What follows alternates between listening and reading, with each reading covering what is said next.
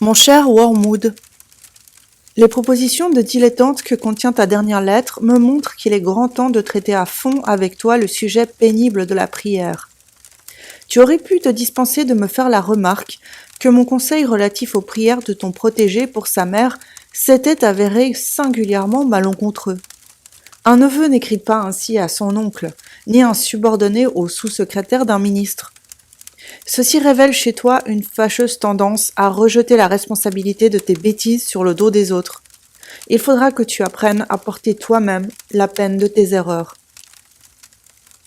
La meilleure tactique sera, chaque fois que cela est possible, d'empêcher ton protégé de prendre sérieusement la résolution de prier. Quand il s'agit, comme dans ce cas, d'un adulte converti de fraîche date au parti de l'ennemi, le meilleur moyen pour y arriver est de l'amener à se rappeler, ou de lui faire croire qu'il se rappelle, les prières qu'il répétait comme un perroquet du temps de son enfance. On pourra le persuader de réagir là contre en visant à quelque chose d'entièrement spontané, d'intérieur, de familier, de non réglementé. Pour un débutant, cela voudra dire qu'en fait, il s'efforcera d'éveiller une vague ferveur religieuse qui n'a rien à voir avec son intelligence ou sa volonté.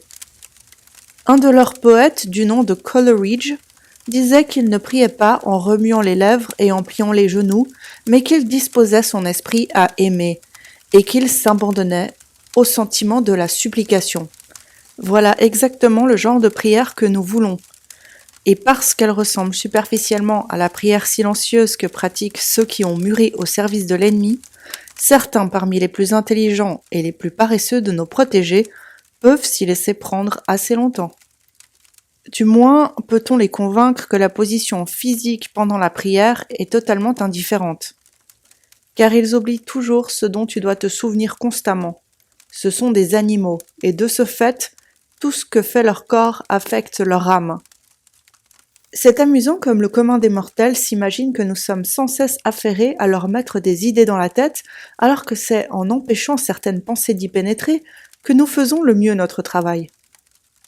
En cas d'échec, tu te rabattras sur une façon plus subtile de faire dévier ses bonnes intentions. Quand les hommes fixent toute leur attention sur la personne de l'ennemi, nous sommes vaincus d'avance, mais il y a un moyen de les en empêcher.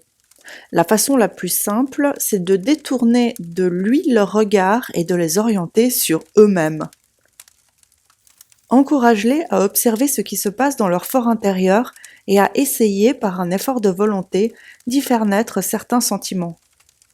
Quand ils se proposent de demander à l'ennemi de mettre en eux de l'amour pour leur prochain, pousse-les, à leur insu, à arriver d'eux-mêmes à des sentiments plus charitables.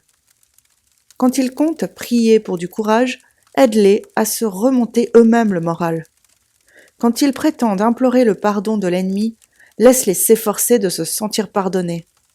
Apprends-leur à juger de la valeur d'une prière d'après le résultat obtenu, la satisfaction d'éprouver le sentiment désiré.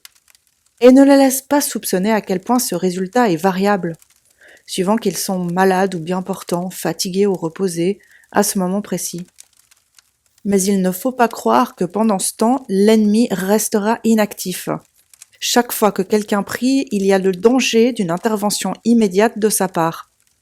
Il affecte une indifférence cynique pour la dignité de sa position, et de la nôtre, en tant que pur esprit. Et, dès que ces animaux humains se mettent à genoux, il leur prodigue, de façon éhontée, la connaissance d'eux-mêmes. Mais même s'ils devaient faire échouer ta première duperie, nous disposons d'une arme plus subtile encore. Les humains ne débutent pas avec cette perception directe de l'ennemi que nous, hélas, nous ne pouvons pas éviter. Ils n'ont jamais connu cette clarté éblouissante, cet éclat brûlant et pénétrant qui constitue l'arrière-plan douloureux de notre existence. Si tu sondes l'esprit de ton protégé tandis qu'il prie, ce n'est pas cela que tu y trouveras. Si tu examines de plus près l'objet de son culte, tu découvriras qu'il comporte tout un ensemble d'éléments, dont certains sont franchement ridicules. Des images de l'ennemi tirées de scènes de l'épisode déshonorant qu'on appelle l'incarnation, voisine avec d'autres images plus vagues, dans l'ensemble primitive et puérile des deux autres personnes. Tu trouveras même des images de sa propre dévotion et des sensations physiques qu'elle lui procure, celle-ci étant objectivée et attribuée à l'objet de sa dévotion. Dans des cas limites que j'ai rencontrés, certains de nos protégés localisent ce qu'ils appellent Dieu à l'angle gauche du plafond de leur chambre, ou encore à l'intérieur de leur propre tête, ou même sur un crucifix suspendu au mur. Mais quelle que soit la nature de l'objet composite de ces prières, veille à ce que ton protégé continue à le prier, cet objet qu'il s'est fait, et non pas la personne qui l'a fait, lui. Tu peux même l'inciter à attacher beaucoup d'importance à la rectification et à l'amélioration de cette création de son imagination, et à la garder présente à l'esprit tout le temps que durera sa prière. Car s'il en venait jamais à faire la distinction, à adresser sa prière non pas à ce que je crois que tu es, mais à ce que je sais que tu es, notre situation serait, au moins momentanément, compromise. Et si un jour il allait jusqu'à rejeter toutes les images et toutes les idées qu'il s'est faites, ou s'il les retenait en leur donnant une valeur purement subjective, et si cet homme s'en remettait entièrement à cette présence réelle, invisible, extérieure à lui-même, qui est avec lui dans sa chambre, sans qu'il puisse la connaître comme elle le connaît, alors la partie serait perdue pour nous. Pour empêcher qu'il en arrive là, à cette nudité complète de l'âme dans la prière, tu as un atout maître dans ton jeu.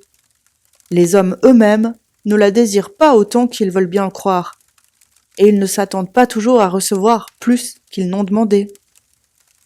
Signé, ton oncle affectionné, Screwtape.